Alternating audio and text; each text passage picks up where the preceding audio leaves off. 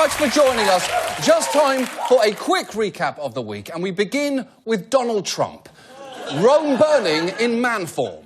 On Thursday, he went to the RNC headquarters in Washington to meet with Paul Ryan and the Republican establishment to try and mend fences. Now, Ryan had famously declined to endorse Trump, but after the meeting, he struck a more conciliatory tone. I was very encouraged with what I heard from Donald Trump today.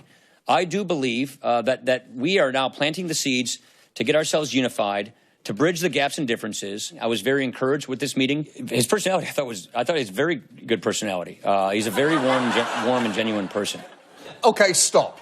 Because I understand the genuine part in the same way that Miller Genuine Draft is genuine. You know, it is the shitty thing that it is. But the only way Trump could be described as warm is if you're feeling leftover tanning bed heat radiating from his skin.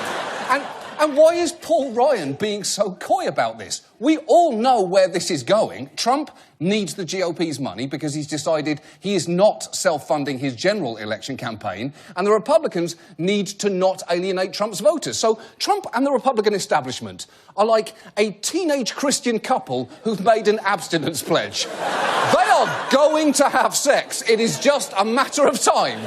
But they still need to make a big show of resisting it for anyone who might be paying attention. However, the rest of the week was a little bumpier for Trump. On Friday morning, he attempted to justify not releasing his tax returns, and it did not go great. There have been many presidents that have not shown their tax returns. Actually, every single nominee since 1976 has released their tax returns. Before 1976, most people didn't do it. Yeah, sure. But there were a lot of things we did before 1976 that seem crazy now, like smoking on airplanes and thinking Elliot Gould was a major sex symbol. The point is, times have changed. But perhaps the weirdest thing involving Trump this week was the release of tapes suggesting that in the 90s he had for some reason invented a publicist for himself named John Miller and pretended to be him on the phone.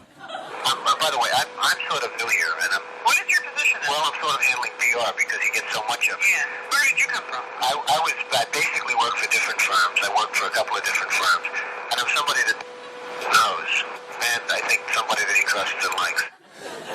That is so perfectly Donald Trump. Even his imaginary alter ego reflexively brags about himself. Now, on that tape, you hear John Miller saying many incredible things about Trump, including claiming that Madonna wanted to date him. No, she called and wanted to go out with him, that I can tell you. The people that you write about really are, they call. They just call. Actresses, people that you write about just call to see if they can go out with them. Now, much like his candidacy, that claim is sad but not implausible. Remember, there were rumours that in the 90s Madonna got together with Vanilla Ice, Jose Canseco and Willem Dafoe. And what is Donald Trump if not a mixture of the authenticity of Vanilla Ice, the likeability of Jose Canseco and the terrifying facial expressions of Willem Dafoe? But this shouldn't even have been news this week. It shouldn't have been news. Back when this happened, Trump confessed to the whole thing. Soon after the interview, Trump admitted that he was John Miller and called it a joke gone awry.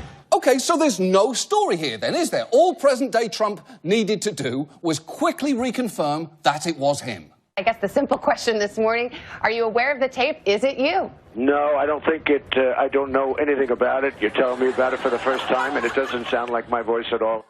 Yes, it does. It's clearly you. Look, there is only one way to settle this. Tonight, I would like to extend an invitation to John Miller, publicist, to appear on this programme. Now, to be clear, this is not an invitation to Donald Trump, who has never and will never be invited here for an interview.